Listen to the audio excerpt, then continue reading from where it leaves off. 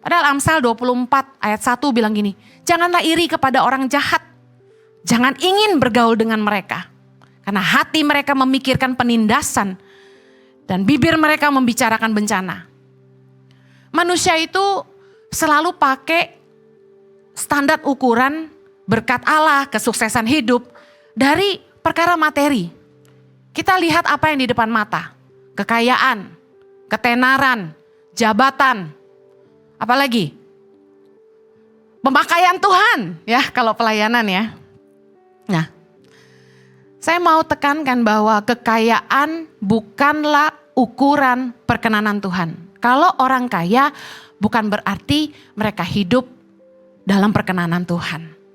Buktinya dalam Matius 19 ayat 23, Yesus berkata kepada murid-muridnya, aku berkata kepadamu sesungguhnya sukar sekali bagi seorang kaya untuk masuk ke dalam kerajaan sorga. Lihat ayat ini baik-baik. Kalau kaya adalah ukuran perkenanan, lalu Anda yang tidak kaya merasa Tuhan tidak berkenan, kenapa justru Yesus bilang sesungguhnya seorang kaya itu susah masuk kerajaan sorga? Berarti dengan yakin saya katakan kekayaan bukanlah ukuran perkenanan Tuhan. Yang setuju katakan amin.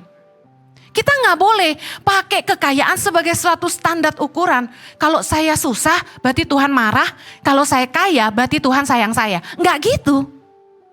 Kadangkala dalam hidup kita ada yang memang salib kita adalah penderitaan.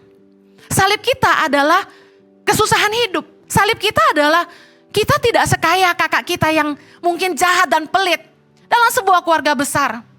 Anehnya yang paling pelit, yang paling jahat, yang paling gak peduli sama adik-adiknya, yang paling kaya.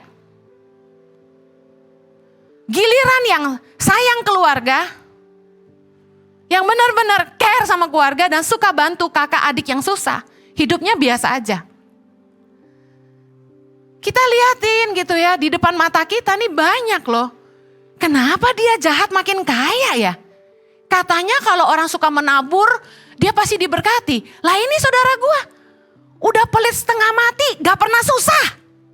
Serius. Saya lihat dengan mata kepala sendiri. Jadi kalau kita ngelihat kekayaan sebagai sebuah ukuran, kenyataan di depan mata kita, firman Tuhan tuh gak jadi beneran gitu loh. Gak seperti kenyataan gitu loh. Katanya kalau orang yang menabur pasti diberkati. Katanya kalau engkau baik, engkau hidup benar, anak cucumu gak akan minta-minta roti. Nah lah dia, turunan udah 3, kaya terus. Pelitnya ampun-ampun, jahatnya ampun-ampun, suka menghina orang. Saya paling malas ketemu saudara yang ini. Selalu menghina saya. Menurut dia jadi pendeta itu kasihan. Hidupnya sengsara, kerek. Tapi saya gak peduli. Saya tertawa.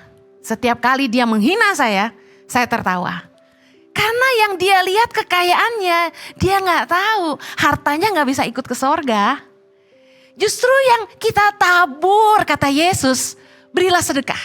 Di mana engkau mengumpulkan harta di sorga, yang ngengat dan karat tidak dapat memakannya.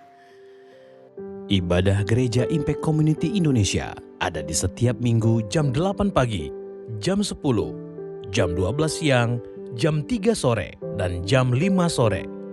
Setiap ibadah disertai ibadah anak atau Impact Kids dan ibadah remaja. Anda bisa mengajak teman, keluarga, dan relasi untuk ikut beribadah bersama.